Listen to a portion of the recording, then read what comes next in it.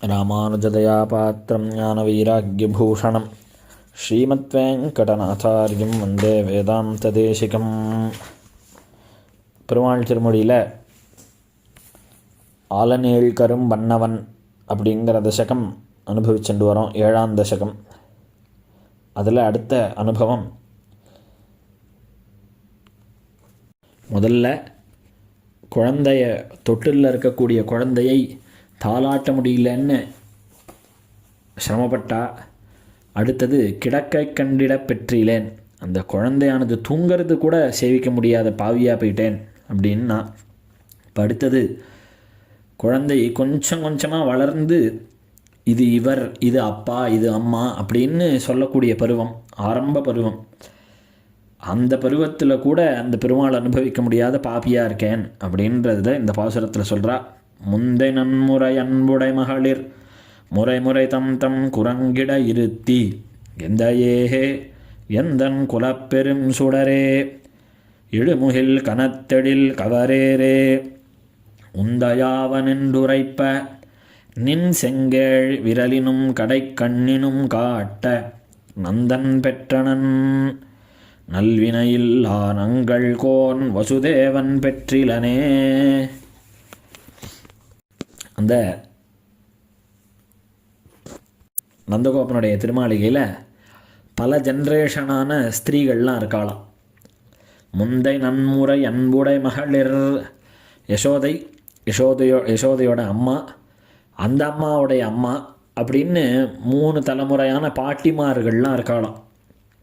அவள்லாம் என்ன பண்ணுறாள்னா, இந்த குழந்தை பிறந்திருக்கே கண்ணன், அந்த குழந்தையை அனுபவிக்கிறாளாம் அந்த பாட்டிமார்கள். எப்படி அனுபவிக்கிறான்னா, முறை முறை தம் தம் குரங்கிட இருத்தி, அவள்லாம் என்ன பண்ணிக்கிறா, தொட்டிலில் தூங்கின்னு இருக்கிற கிருஷ்ணனை தூக்கிடுறா. இந்த பாட்டியெல்லாம் சும்மா இருக்க மாட்டேங்கிறது. ஆற்றுல கிருஷ்ணனை போய் அந்த தொட்டிலேருந்து எழுப்பி தூக்கிண்டு தன்னுடைய குரங்கிட இருத்தி அவள் என்ன பண்ணுறா, தன்னுடைய மடியில் விட்டுக்கிறா அந்த குழந்தைய. இந்த தன்னோட தொடையில் அந்த வயசானவாள்லாம் விட்டுப்பா குழந்தைய. குளிப்பாட்டுறச்சே கவுத்து விட்டுப்பா இந்த குழந்தைய. இப்போ கொஞ்சரச்சே என்ன பண்ணுறாளாம், கண்ணனை போட்டு தன்னோட மடியில் வச்சுக்கிறாளாம். இந்த நேரம் 10 நிமிஷம் இந்த பாட்டி வச்சுப்பா, 15 நிமிஷம் அடுத்த பாட்டி வச்சுப்பா, அப்படி 20 நிமிஷம் இன்னொரு பாட்டி வச்சுப்பான்னு தம் தம் குரங்கிட இருத்தி முறை முறை அவள் ஒரு டர்ன் போட்டுக்கிறாளாம். 10 நிமிஷம் நான் இப்போ கொஞ்சிட்டேன்டி, இப்போ நீ குடுறி கண்ணனை என்கிட்ட அப்படிங்கிறாளாம் இன்னொரு பாட்டி. அந்த பாட்டி ஒரு 15 நிமிஷம் வச்சுக்கிறா. இன்னொரு பாட்டி சண்டை போய் 15 நிமிஷம் எடுத்து அவளே 10 நிமிஷம் தான் வச்சுட்டா, நீ இப்போ என்கிட்ட கொடு, நீ 5 நிமிஷம் எக்ஸ்ட்ரா அப்படின்னு பெருமாளை வாங்கி வாங்கி ஒருத்தரும் தன்னோட மடியில் போட்டுண்டு கொஞ்சராளாம். என்ன கொஞ்சரா அப்படின்னா, எந்தையே எந்தன் குலப்பெரும் சுடரே இழுமுகில் கனத்தெழில் கவரேரே, என்னோட அப்பனே நீ, அப்பா செல்லம் ராஜா கண்ணு அப்படின்னு ஒவ்வொருத்தரும் கொஞ்சம் அடலையோ, அந்த மாதிரி எந்தையே என்னோட அப்பாவே, என்னோட அப்பா செல்லம் அப்படின்னு கொஞ்சரா இல்லையா, அந்த மாதிரி எங்கள் குலத்துக்கு விளக்கானவனே, எங்களுடைய குலத்துக்கே நீந்தாண்டா சமுத்து வைரம் அப்படின்னு கொண்டாடுறாளாம். எழுமுகில் கனத்தெழில் கவரேரே, 7 விதமான மேகங்கள் இருக்கான். அந்த சமூகங்களை காட்டிலும் அழகை கவர்ந்த சிம்மம் போல இருக்கிறவனே, இல்லை சிம்மசிரேஷ்டமே, சிங்கக்குட்டி அப்படின்னு கொஞ்சரா இல்லையா, அந்த மாதிரி கொஞ்சராளாம். அப்படி கொஞ்சறது மாத்திரம் இல்லாமல் உந்தயாவனென்றுரைப்ப, இப்படி அவள் பெருமாளை நன்னா ஸ்தோத்திரம் பண்ணி குழந்தைய கொஞ்சிட்டு, உன்னோட அப்பா யார் சொல்லு, அம்மா யார் சொல்லு அப்படின்னு இப்போ கேட்குறாள் இந்த காலத்தில். அந்த மாதிரி பெருமாளை கேட்டாலாம். கண்ணனை பார்த்து உங்கள் அப்பா எங்கே காமி, அப்பா எங்கே வரா அப்படின்னு இந்த மாதிரிலாம் கேட்குறச்சே, நின் செங்கேழ் விரலினும் கடை கண்ணினும் காட்ட நந்தன் பெற்றனன், உன்னுடைய செவந்த விரலால் குட்டி கிருஷ்ணர் குட்டி விரலால் குட்டி கண்ணாலையும் நந்தகோபரை காமிச்சாராம் பெருமாள்.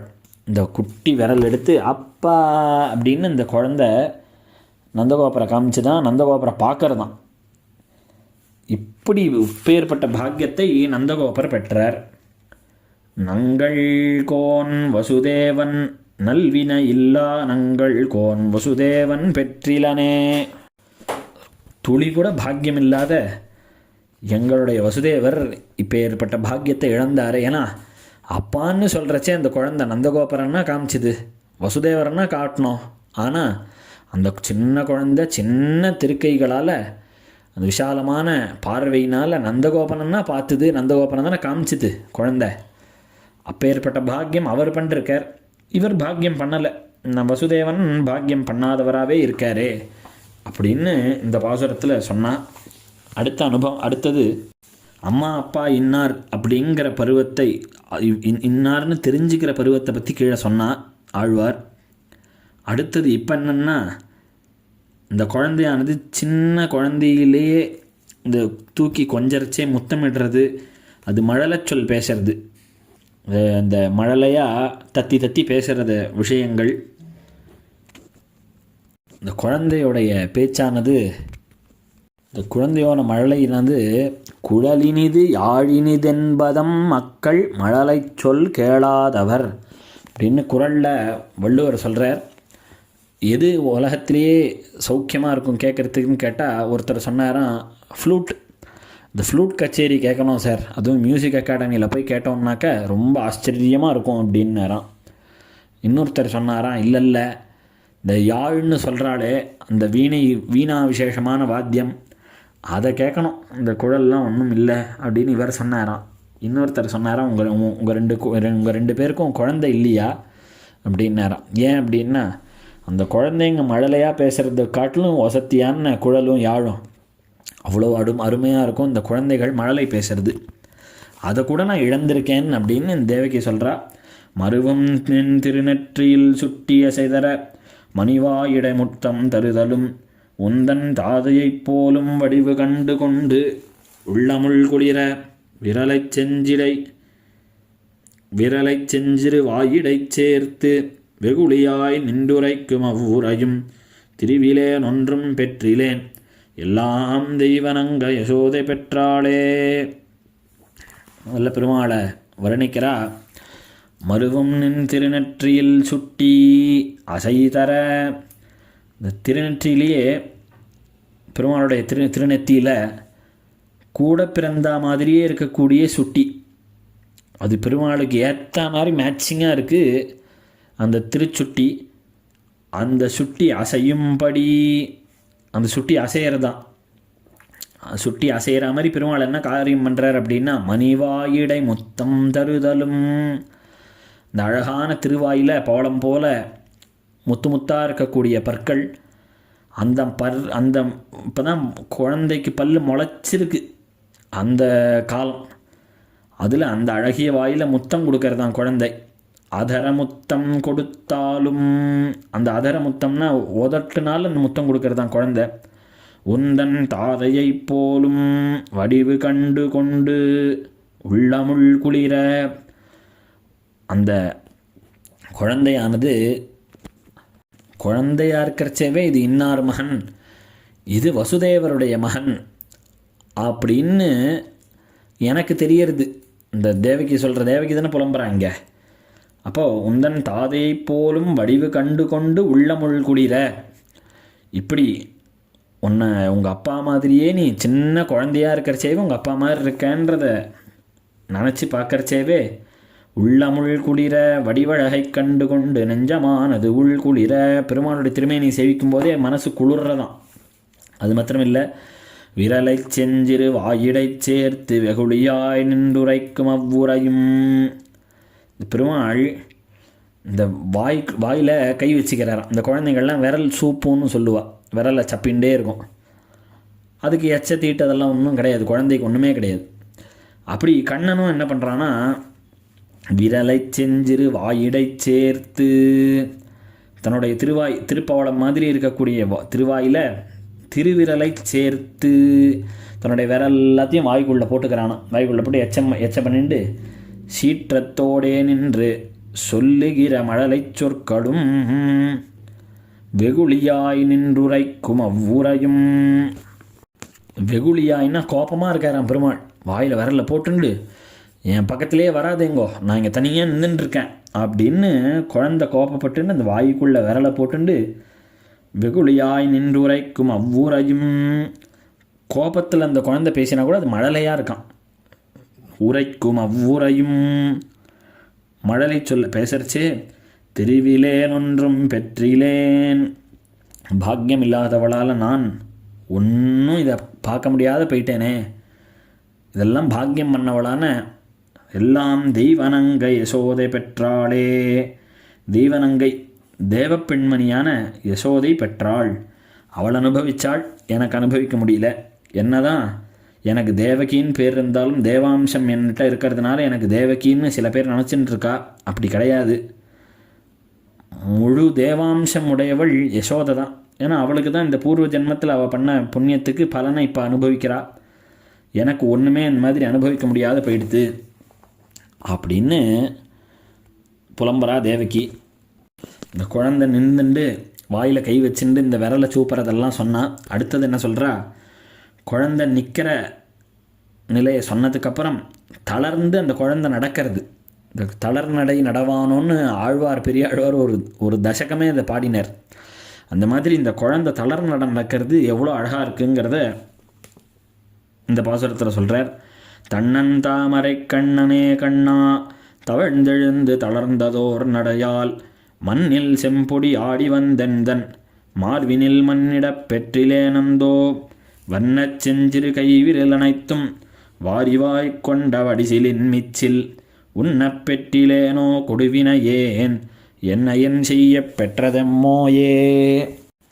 தன்னன் தாமரை கண்ணனே, அழகான தாமரைப்பூ மலர்ந்திருந்தா அந்த பெட்டல்ஸ் எப்படி இருக்குமோ அப்பேற்பட்ட கண்ணையுடைய பெருமாளே கிருஷ்ணா, தவழ்ந்தெழுந்து தளர்ந்ததோர் நடையால், தவழ்ந்துக்கிறார் கொஞ்ச நாள் பெருமாள், கொஞ்ச நாழி தவழ்ந்து நடக்கணும்னு நடக்கிறார், எழுந்துக்கிறச்சே அப்படியே தள்ளாடுறார் பெருமாள். கிருஷ்ணாவதாரத்தில் பெருமாள் தள்ளாட மாட்டார், கண்ணனாக இருக்கக்கூடிய பெருமாள் அப்படி தத்தக்கா புத்தக்கான்னு சொல்லுவாள் இல்லையா, அந்த மாதிரி நடக்கிறாராம். அந்த தளர் நடை நடக்கிறார். தவழ்ந்தெழுந்து தளர்ந்ததோர் நடையால், தவழ்ந்துக்கிறார் எழுந்துக்கிறார். அதுக்கப்புறம் தளர் நடைன்னா பேலன்ஸ் இல்லாத உழுந்துருமோ குழந்தைன்னு பார்த்துட்டே இருப்போம், ஆனால் ஜம்முன்னு நடக்கும் குழந்தை. அந்த மாதிரி புதக்குன்னு பெருமாள் நடக்கிறார். அந்த நடையிலே மண்ணில் செம்பொடி, குழந்தை போய் அந்த கொட்டகாய், ஏன்னா அவள் கோகுலத்தில் தானே இருக்கார் பெருமாள். இப்போது திருவாய்ப்பாடியில் இருக்கிறச்சே, இந்த திருவாய்ப்பாடியில் இந்த தார் ரோடெல்லாம் கிடையாது. ஆற்று வாசலில் இந்த மணல் புழுதி, ஆற்று வாசலில் சாணி தெளித்து கோலம் போட்டிருக்கா. அது ஒரே மஞ்சள் கலராகவும் ரெட்டு கலராகவும் இருக்குது பார்க்குறதுக்கு. அந்த மண்ணில் புழுதி கிளம்புறது, குழந்தை அப்படி தளர்ந்து இப்படி வாசலில் நடக்க போய் அந்த மண்ணிலெல்லாம் விளையாடுறது. நல்லா உடம்பு திருமேனி முழுக்க ஒரு டஸ்ட்டு. அந்த டஸ்ட்டோட பெருமாளை அவள் அம்மா கூப்பிட்றா கிருஷ்ணா அப்படின்னு கூப்பிட்டவொன்னே அது ஓடி ததக்குன்னு பெருமாள் ஜில்லுன்னு அந்த காலில் இருக்கக்கூடிய சலங்கை தண்டை எல்லாம் சவுண்டு கேட்க, தொடர் சங்கிலி கை சலார் பிலார் என்ன அப்படின்னு ஆழ்வார் இந்த பெருமாள் நடக்கிறச்சே அந்த சலங்கை, இந்த கொலுசு, தண்டை இதெல்லாம் என்னென்ன சவுண்டு போட்டுதுன்னு ஆழ்வார் சவுண்டாகவே போட்டு சலார் பிலார்னு அப்படி அடிச்சு தான் அந்த சவுண்டோட பெருமாள் ஓடி போய் அந்த அம்மாவை கட்டிக்கிறாராம். அந்த புழுதி இந்த குழந்தை மேலே இருக்கேன்னு சொல்லி எந்த அம்மாவும் இந்த குழந்தைய பார்த்துட்டு இல்லை நீ குளித்ததுக்கப்புறம் தான் உன்னை தொடுவேன், உன் மேலே ஒரே அழுக்கு அப்படின்லாம் சொல்ல மாட்டான். நேராக அந்த குழந்தைய தன்னுடைய மார்பில் அணைச்சிப்பா. அந்த மாதிரி மண்ணில் செம்பொடி ஆடி வந்தெந்தன் மார்பினில் மண்ணிடப் பெற்றிலேன், அப்படி என்னோடய மாரில் நான் உன்னை சேர்த்துக்கலையே, அது மாத்திரமா வண்ணச் செஞ்சிறு கைவிரல் அனைத்தும் வாரிவாய் கொண்ட அடிசிலின் மிச்சில். இந்த கிருஷ்ணனுக்கு சாதம் போட்டிருக்காளாம், அதாவது அன்னப்பிராசனம்லாம் ஆகி தானே இந்த குழந்தை தளர் நடக்கிறதுன்றப்போ ஒரு இலையில் இவள் அப்பா அம்மாலாம் சாப்பிட்டுன்னு இருக்கிறத பார்த்துட்டு எனக்கும் இலை வேணும், இலையில் சாதம் போடணும்னு அடம் பிடிக்கிறது குழந்தை. அப்போ அதை போட்டால் அதுக்கு பிசிஞ்சு சாப்பிட்றலாம் தெரியாது, சும்மா அந்த கையை அந்த இந்த இலையில் இருக்கிற சாதத்தில் தோச்சு தான் பாட்டு எடுத்து சாப்பிட்றது. அதுக்கு அந்த குழந்தையால் உள்ளங்கையில் அந்த சாதத்தை எடுத்துட்டு சாப்பிடணுன்ற அளவுக்குலாம் தெரியாது, விரலால் எடுத்து சாப்பிட்ணுன்னு.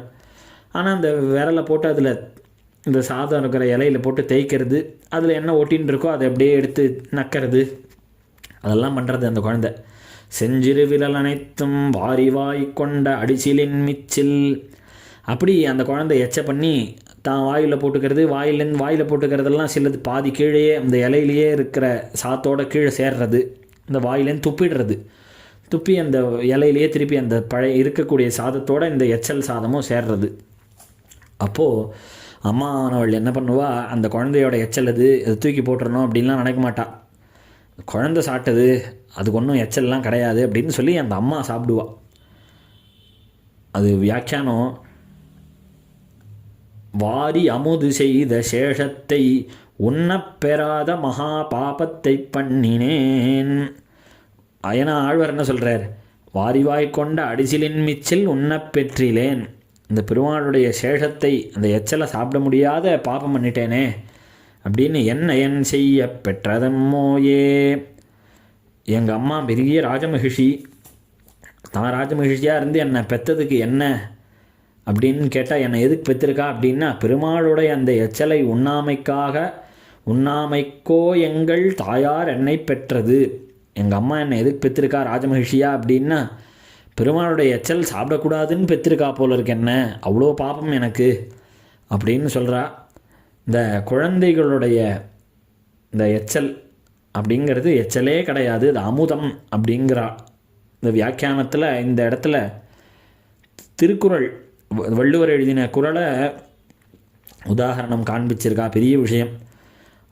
அமுதினும் ஆற்ற வினிதே தம் மக்கள் சிறுகை அளாவிய கூழ் அப்படின்னு. அமுதிலும் ஆற்ற இனிதே, அமிர்தத்தை காட்டிலும் ரொம்ப போக்கியமாக இருக்கக்கூடிய வஸ்துவான் எது அப்படின்னா, தம் மக்கள் தமக்கு பிறந்ததான குழந்தைகள் சிறுகை அளாவிய கூழ். இந்த கூழ்னா சாதம். இந்த சாதத்தை அவள் கையால் இந்த சேஷ்டையெல்லாம் பண்ணி அவள் பண்ணால் அதை சாப்பிட்டோன்னாக்கா அது அமுதிலும் ஆற்ற இனிதே அப்படின்னு. இன்னொரு குறள், மக்கள் மெய்தீண்டலுடற்கின்பம் மற்றவர்தம் சொற்கேட்டல் இன்பம் செவிக்கு. எதிராக இந்த உடம்புக்கு இன்பம் அப்படின்னு கேட்டால், அந்த குழந்தையானது மார்பினில் மண்ணிட பெற்றிலேன்னு சொன்னாலே, இந்த உடம்பில் தழுவணும் அந்த குழந்தை, அதுதான் இன்பம் உடம்புக்கு. காதுக்கு எது இன்பம்னா, அவர்த்தம் சொற்கேட்டல் இன்பம் செவிக்கு. அந்த குழந்தையானது என்ன பேசுகிறதோ தத்தக்கான்னு பேசும், அது குழந்தை மழலையா, அது கேட்கறது தான் இன்பமே தவிர வேறு எதுவும் இன்பம் இல்லை அப்படின்னு வள்ளுவர் இந்த குறளை வியாக்கியானத்தில் எடுத்திருக்கா அப்படிங்கிறது பெரிய விஷயம். அதனால் அடுத்த அனுபவம் அடுத்த பாசுரத்தில்.